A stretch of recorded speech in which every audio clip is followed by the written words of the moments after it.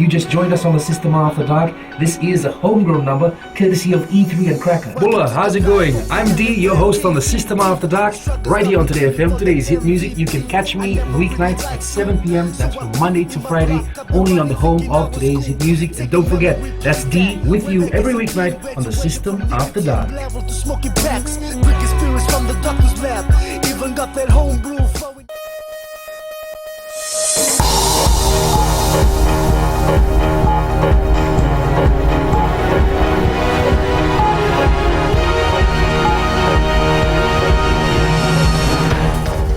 In this bulletin, Fiji Airways Group announces its highest ever operating profit. Suva High Court judge overturns the assessor's decision in the BSP robbery trial. And Fiji's sugar industry will need to be more competitive for the EU market.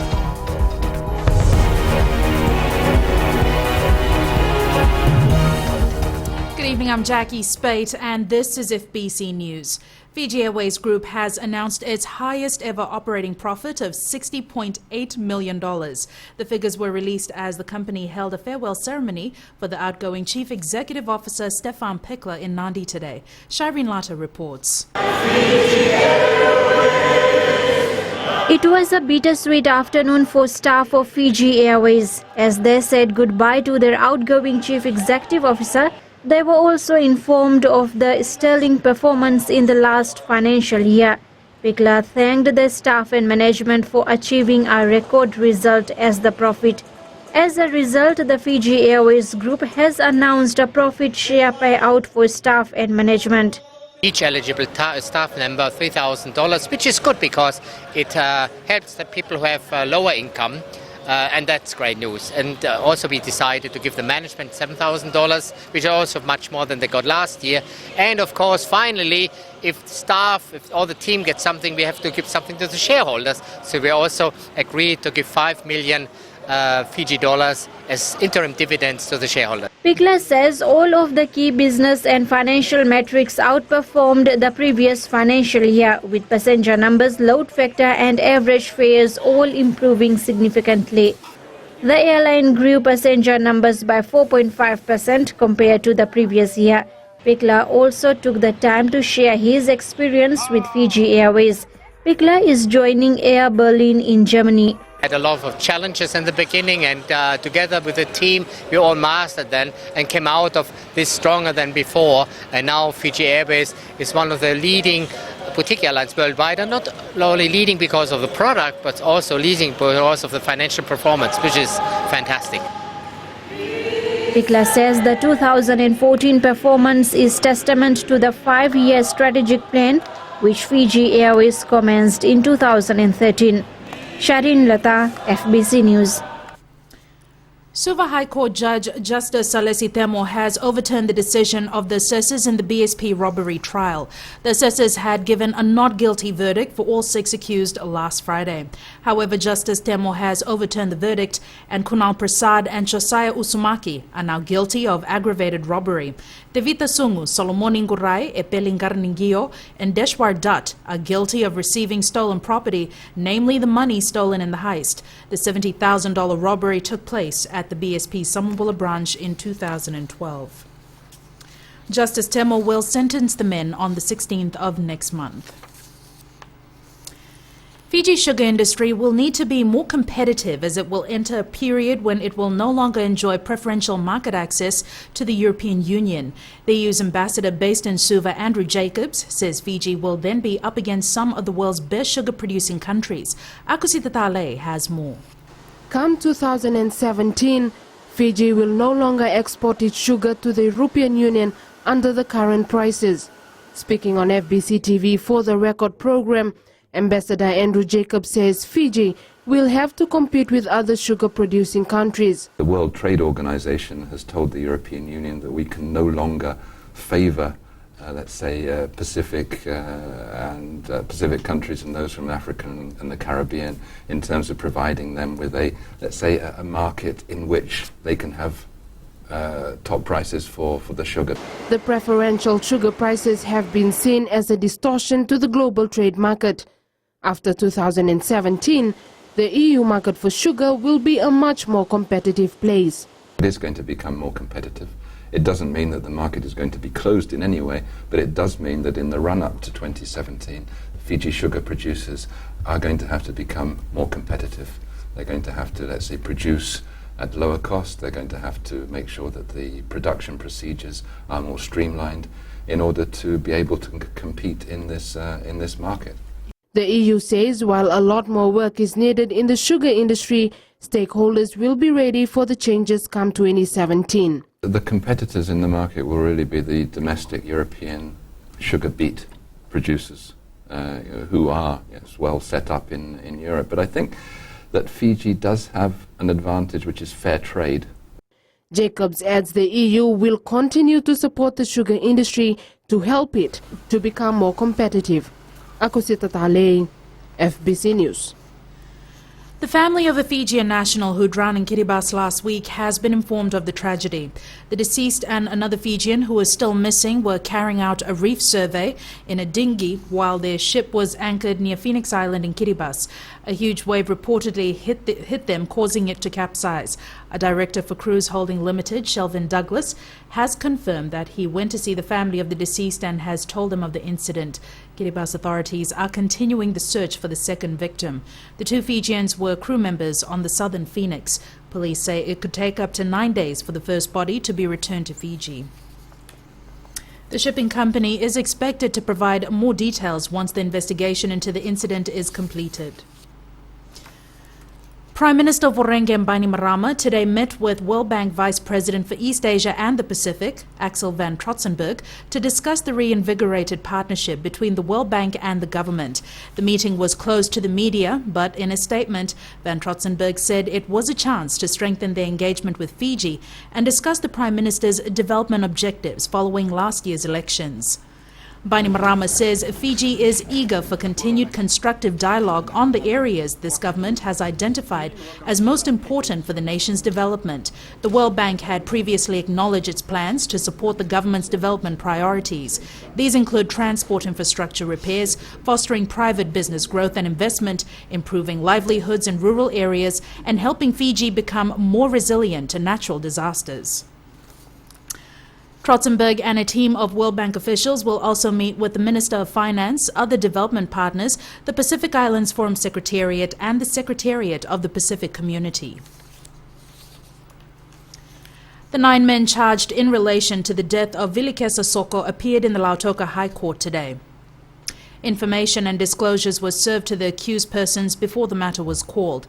The accused made an application to amendment bail conditions to report to police stations 3 days per week since they are working and also appearing as state witnesses in other cases. The application has been granted and they are now to report to their nearest police stations every Saturday.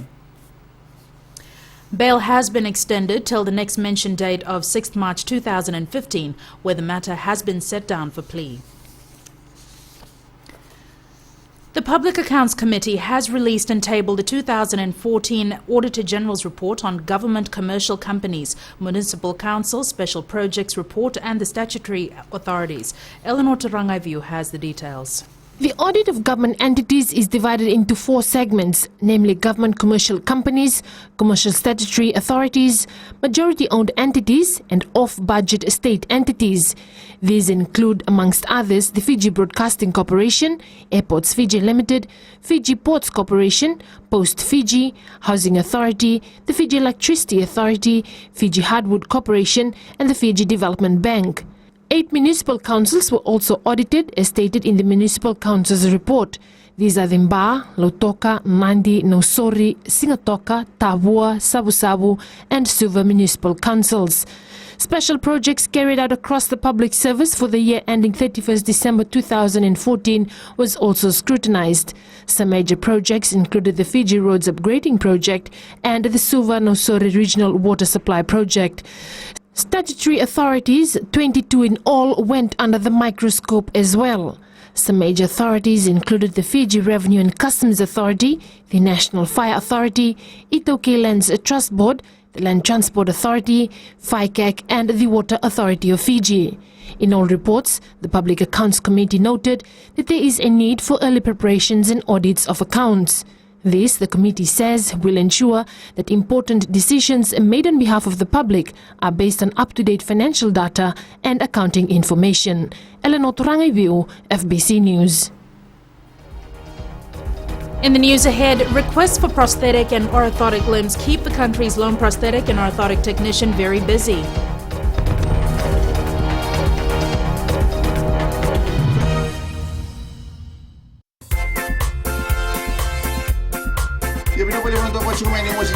FM number 2 and the Serena in Denmark Central Rental Support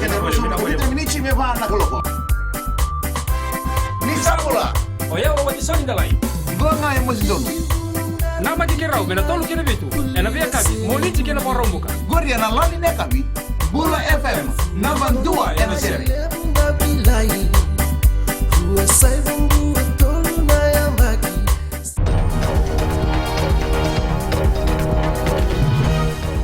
Welcome back. This is FBC News. The Parliamentary Committee on Foreign Affairs and Defence today heard oral submissions from the Red Cross Society and the Sri Pratinidhi Sabha. The committee is currently deliberating the ratification of the United Nations Convention Against Torture and Other Cruel, Inhuman or Degrading Treatment or Punishment. Written submissions are open to the public until the 27th of February. Also meeting today was the Standing Committee on Economic Affairs to discuss their work plan. Oral submissions will continue tomorrow, and the Standing Committee on Natural Resources will also meet to discuss their work plan. Special police constables will undergo training in an effort to confirm regular positions within the force, with a freeze on any new recruitment from outside the force. This is part of the Fiji Police Force Corporate Plan 2015. Savara Tamboa tells us more. Special police constables aged between 18 to 35 who have a Form 6 pass or higher education will be given first priority to undergo further training to become regular officers. Other training programs that will be put in place so that we can target those that don't actually meet the criteria, but still equipping them with basic necessary skills for policing that can be able to place them in the environment and be relevant in terms of maintenance of law and order and any other basic policing responsibilities that they are entrusted with. The first candidates will be 150 special police constables who will undergo training for 4 months starting in April in the hope of becoming regular members of the force. We have to work within our budget for this year, so we'll probably be just looking at 200 to 250 in terms of the total number that we would be putting through the process of recruitment. There is currently a total of 1,150 special police constables in the force. Those who don't qualify for the additional training, according to Buniwanga, will continue with police in other capacities. Sawaira Tambua, FBC News. The Vunise solar project will provide electricity for more than 500 families living in Kandavu. The solar project has been set up at Vunise's government station, the hospital and Vunise Secondary School. The electricity is also being supplied to neighboring villages Namalata and Namoana. Touring Kandavu last week, the Prime Minister Vorenge Bainimarama was briefed on how the 225 kilowatt solar plants was boosted by a generator when the electricity current was low. The solar project was funded by the United Arab Emirates government and designed and installed by local company Clay Energy. It's understood, other villages in Kandavu have asked the PM to consider setting up similar solar projects in their areas as a result of the Vunise project. There is only one qualified prosthetic and orthotic technician in the country. Mosese Kotombalavu is currently employed by an NGO and based at the Tamavor Prosthetic and Orthotic Unit in Suva. A career that is turning disabilities to possibilities. These artificial limbs have been made by Mosese Kotombalavu. He is Fiji's lone prosthetic technician and has been making prosthetic limbs since 1987. Requests for prosthetic and orthotic limbs have not only come in from within the country, but Tuvalu, Tonga, Niue, Kiribati and Nauru as well. Prosthetics is something you fit to a patient when the patient has lost a part of his body. Like in our case, we deal with low limbs, and upper limbs. Orthotics is something you fit to patients to correct the deformities. Around 20 to 30 prosthetic and 10 to 15 orthotic limbs are made monthly. He says 90% of the amputee are diabetics, while 10% are from injuries and deformities. While there continues to be an increase in requests every year, Kotombalavu says it's been a challenge to be the lone qualified technician. I have no one to share my, like if someone else is qualified, like we share our knowledge about patients. Like at the moment, whatever I say, it goes. It's good to have another one qualified so we can share knowledge. While the Health Ministry has stressed the need to have more biomedical engineers and specialized clinics, Kotombalavu is requesting for more skilled technicians. I've asked the ministry to look at the best way that we can utilize the people that we already have. If there are people who already have some skills, they can be retrained, or so that more people can have access to the prosthetic limbs that they need. The unit receives $40,000 from the Health Ministry annually for the supply of free prosthetic and orthotic limbs that may last for a year. However, advanced limbs may cost around $1,000 with a lifespan of 5 to 6 years. Akusita Tale, FBC News. We turn to sports now. Here's Jamie with the latest. Thanks, Jackie, and good evening. Coming up, John McKee eyes Nairobi for Rugby World Cup squad, and South Africa handed its biggest Cricket World Cup defeat. We'll have this and more after the break.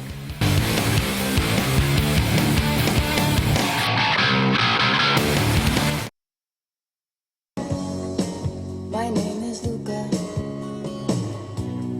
I live on the second floor. Gold FM, only the classic hits. I hope you're having fun so far. You're listening to The Ride, and I'm Kara, taking you through your afternoon. Stay with me to listen to more awesome classics right here on The Ride. Bulletin for awesome sounds in the afternoon. Wonderful, wonderful classics. Join me on The Ride every weekday right here on Gold FM, only the classic hits from 2 to 7. Just don't ask me what it was. I think it's 'cause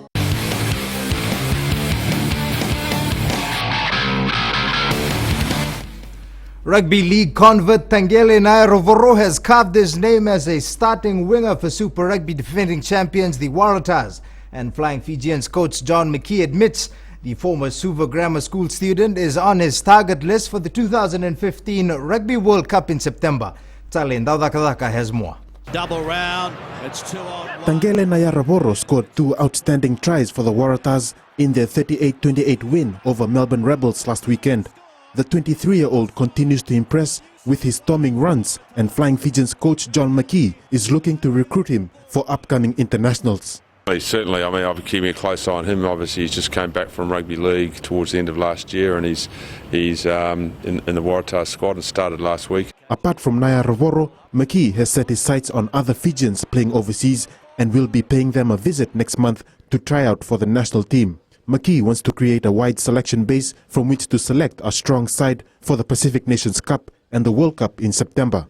And there's players that are just on the edge. They may not have made the selection for November, but they're just outside the group. So partly what I've got to do is really spend some time. I spend a lot of time now looking at the footage we can get hold of from the games, but I will definitely travel to Europe and New Zealand in sort of late March through April. McKee has his work cut out for him as he tries to assemble a squad for the hectic 2015 season.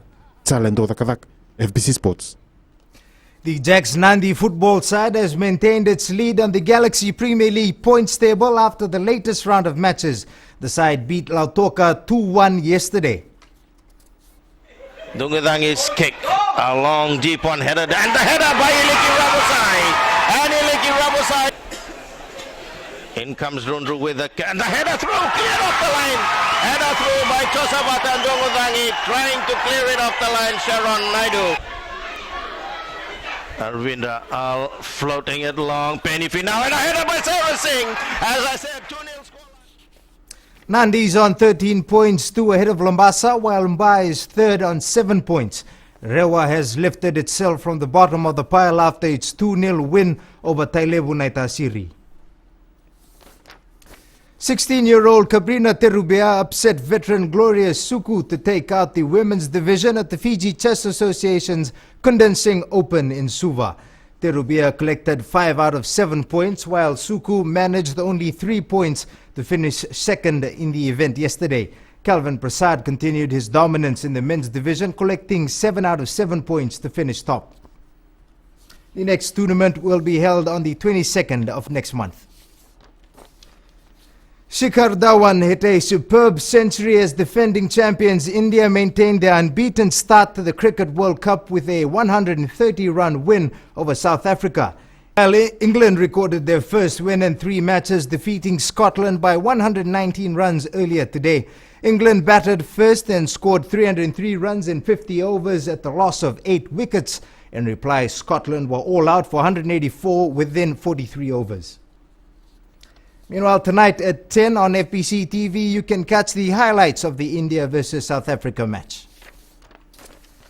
Liverpool moved to within 2 points of a Champions League place by beating Southampton 2-0 in the English Premier League football competition. Liverpool are the only team that has not lost a Premier League match in 2015 and are well placed to push for a top 4 finish in their final 12 matches. Here are the goals. That was your sports for tonight. It's back to Jackie now with business.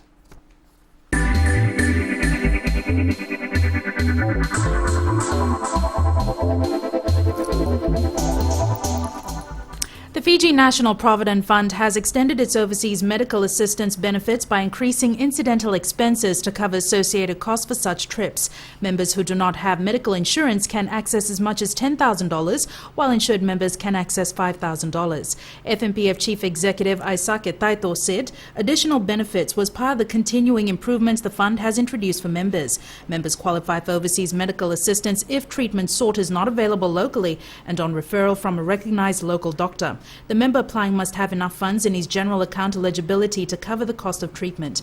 Apart from members accessing their own funds for their own treatment abroad, they can also withdraw under this ground for their spouses, parents, children and siblings.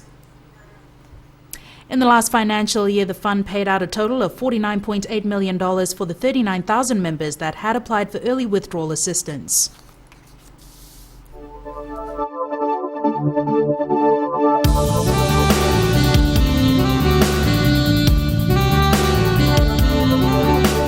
Fine weather prevailed over most parts of the country today. A trough of low pressure with associated cloud and rain remains slow moving over Tuvalu and extends eastward over Wallis and Futuna and Tonga. Meanwhile, a moist east to northeast wind flow prevails over most Pacific Island countries. Bar topped the temperature table with 32 degrees today. The other 5 centres reported 31. The forecast of midnight tomorrow, periods of rain, heavy at times and few thunderstorms over Vanua-Levu, Taveuni and nearby smaller islands, Northern Lau and the Lomaiviti group, occasional showers over the eastern parts and interior of the other larger islands. Elsewhere fine apart from afternoon or evening showers and isolated afternoon or evening thunderstorms with heavy falls expected. Wednesday's outlook is very much the same, periods of rain, heavy at times and few thunderstorms over Vanua-Levu, Taveuni and nearby smaller islands, Northern Lau and the Lomaiviti group, occasional showers over the eastern parts and interior of the other larger islands. Elsewhere fine apart from afternoon or evening showers and isolated afternoon or evening thunderstorms with heavy falls expected. Recapping our main stories, Fiji Airways Group has announced its highest ever operating profit of $60.8 million. Suva High Court Judge Justice Alesi Temo has overturned the decision of the assessors in the BSP Robbery trial, and the family of a Fijian crew member who drowned in Kiribati last week has been informed of the tragedy. To our poll segment, and we have the results from last week's question. We asked, are there enough public conveniences? 13% said yes, with a resounding 87% saying no. This week we're asking, are you satisfied with the level of debate in Parliament? Visit our FBC website to take part. Remember, you can send us newsworthy pictures and videos on email citizenseyes@fbc.com.fj or share it with us by Facebook page FBC News. And if you're on Twitter, follow and tweet us your news tips at FBC_news or simply hashtag FBC News. That's the Bulletin for today. Join us again at the same time tomorrow. Goodbye.